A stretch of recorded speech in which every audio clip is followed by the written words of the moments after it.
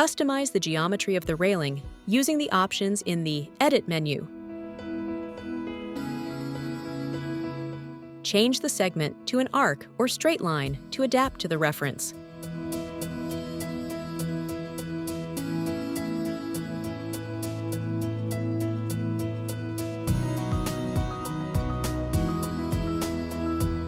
Continue modeling the railing by adding an upright at the end.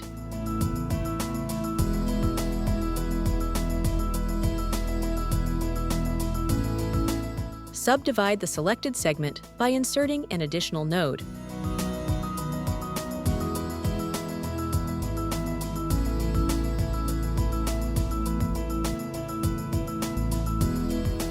Speed up the modification by clicking the Insert key.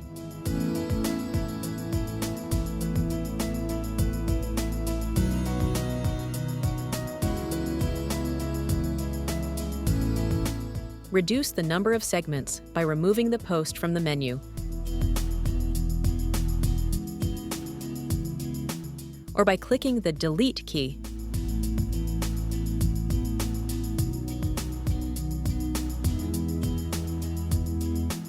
Connect the endpoints to close the polyline.